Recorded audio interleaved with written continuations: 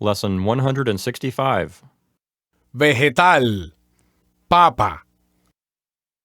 Antonio, I know that the letter J in Spanish makes a H sound, an H sound. But here in the word vegetal, it looks like the letter G is making that same sound too. Yes, Bill, every time there is a vowel E and I after the letter G, the letter G is always going to have that sound, that H, English H sound. So every time, remember, again, letter E and letter I after letter G, the G is going to sound as like hot.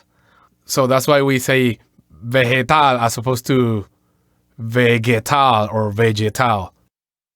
Okay, and another thing we want to say here is that we want our listeners to put the accent on the proper syllable in the word papa, because it actually changes the meaning of the word. If they say papa, it means potato, and if they say papa, then it means dad. So they have to be careful with the accent, correct?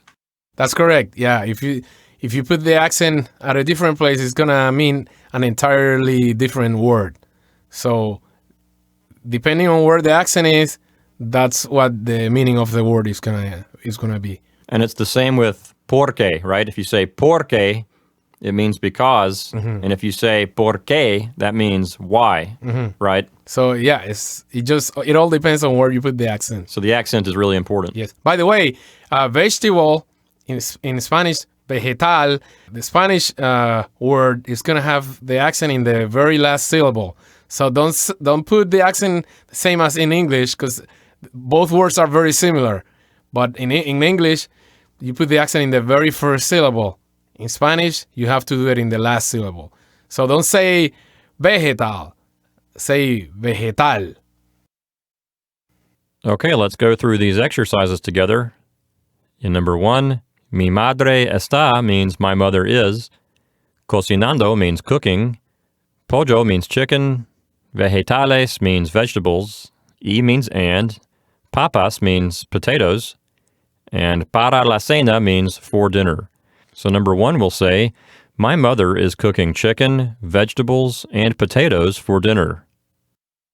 In number 2, las papas is the subject. That means the potatoes, or we'll just translate that into English as potatoes. Encantan is the verb. That's third person plural, and it goes along with the papas. So far we have the potatoes are enchanting. Le means to him, to her, or to it. And a mi papa means to my dad. So number 2 literally might say something like this. The potatoes are enchanting to him, to my dad. But we'll really translate it like this. My dad loves potatoes. And number 3, mama means mom. Yo no quiero means I do not want. Comer means to eat. And vegetales means vegetables. So, mom, I do not want to eat vegetables. In number 4, los vegetales is the subject. That means the vegetables. The verb is gustan. So what we have so far is the vegetables are pleasing. Les means to them. No is negating our statement. And a mis niños means to my children. So number 4 literally might say this. The vegetables are not pleasing to them, to my children, but we'll actually translate number 4 like this. My children do not like vegetables. In number 5, the word emparedados means sandwiches, and that's the subject of the sentence.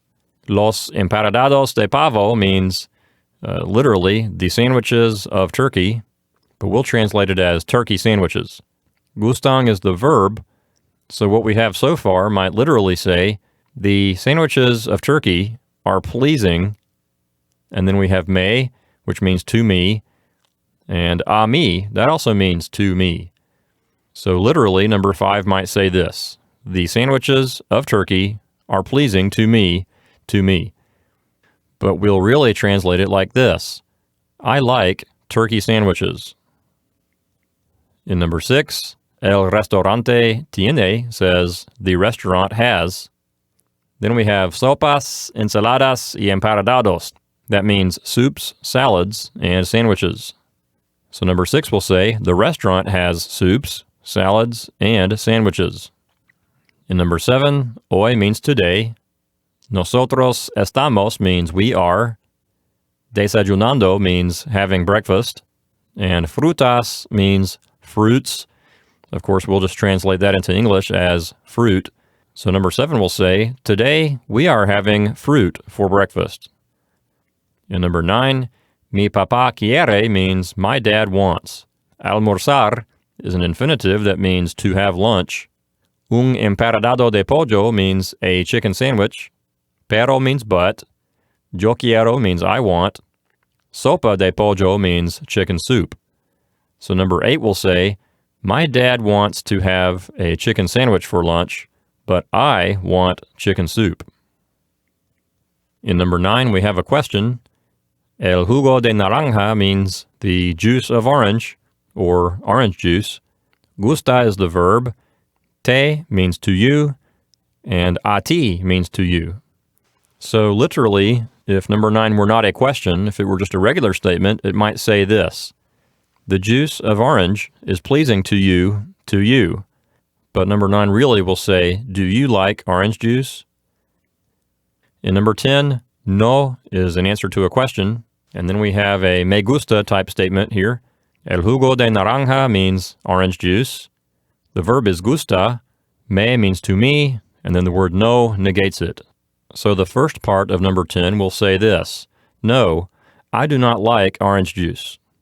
And then we have pero, which means but. The subject of this area of the sentence is beber. Café means coffee. The verb is encanta, and me means to me. So literally this area of the sentence will say, to drink coffee is enchanting to me, or I love to drink coffee.